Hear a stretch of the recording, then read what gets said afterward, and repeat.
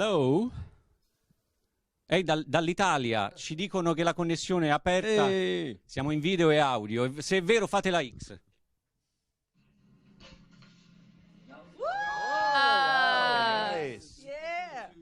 Allora, se vi serve la traduzione, andate con le cuffiette. We are officially starting and we switch to English.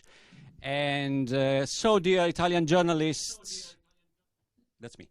So dear Italian journalists, you're very welcome to this live streaming press event of Doc Phoenix. And let me properly introduce our guests. Miss Jessica Chastain. Miss James McAvoy. Miss Jessica Chastain. Applause, please. Yeah, they really don't care. They care. Don't worry about it. You don't have to applaud if you don't want. Miss Sophie Turner. Wow. Okay. Mr. Michael Fassbender. You don't have to applaud for the guys. Yes, we do. Mr. James McAvoy.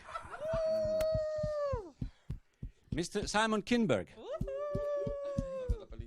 Hello.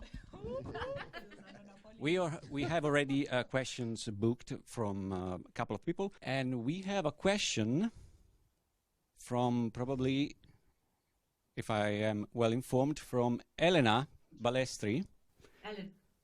Sì, ciao. Hi, I'm Elena Balestri. Fun week. Congratulations. Hi to all of you. I'd like to know from Michael Fassbender, your character has used us to always keep and be stuck to his own opinions, but he makes alliances for a higher, a superior good. Watching how the world is going, which seems to be looking with a little bit of nostalgia back to the past, are we destined to an unavoidable fate, or can we evolve in something more and something better, like the X-Men? Thank you. Yes. No. Yes, no. Yes, no. I hope so. You know, I guess I'm as worried about these things as everyone else in this room. I think, you know, if I speak for everyone, you know, I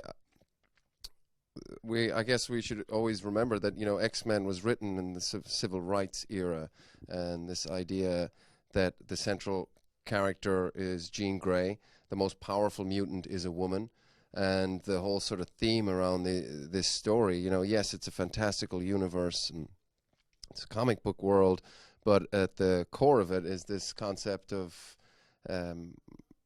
people that feel like misfits or, you know, pushed to the fringes of society, not included, and that is something that is in the world, has always been in the world. I feel like as human beings we seem to be very tribal, unfortunately, and you know, even though we have opinions that we get more sophisticated as you know the centuries go by, we still kind of revert to this sort of tribalism, and usually it happens, I guess, when people hit hard times. You know, if there's austerity cuts, you know, people, it's more difficult to pay the bills, to put food on the table for their families, and then of course there's always that sort of distraction that these things are responsible for, other people are responsible for this, you know, whether it be refugees or a minority, and I think that sort of creates this sort of divisive atmosphere, and it's scary, and we always hope and in some respects find ourselves surprised that we don't learn from these previous lessons that we've experienced in history. But, you know, I'm an optimist. So I think, you know, the future's bright. I think the generation coming up now, the young generation, I think they're a very positive force. And I look forward to them fixing everything.